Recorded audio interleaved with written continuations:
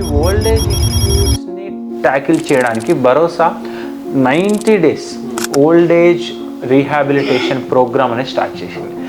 ఎట్లాంటి behavioural issues ఉన్నా, ఎట్లాంటి మానసిక సమస్య ఉన్నా ఆ డయాగ్నోసిస్ ఏంటో మీకు అవసరం లేదు, ఎందుకంటే అది మీకు తెలియదు. కొంచెం అబ్నార్మల్గా బిహేవ్ చేస్తున్న లాస్ట్ 2 months నుంచి 3 months నుంచి సడన్గా అక్యూట్గా బిహేవియర్ చేంజ్ అయింది. అది ఏ రీజన్ అని ఉండొచ్చు. భరోసా హాస్పిటల్స్లో 90 days ప్రోగ్రాంలో 100% క్యూర్ అనేది ఉంటుంది ఓల్డేజ్ నుంచి. అండ్ మా దగ్గర అడ్మిట్ అయిన ఓల్డేజ్ పేషెంట్స్ పర్సంటేజ్ చాలా ఎక్కువగా ఉంటుంది.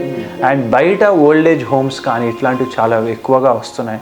కానీ ఆ ఓల్డేజ్ హోమ్స్లో ప్రాపర్ మెంటల్ హెల్త్ ట్రీట్మెంట్స్ లేకపోవడం అండ్ పేషెంట్స్ ఇంకా సఫర్ అవ్వడం ఎక్కువగా ఉంటుంది.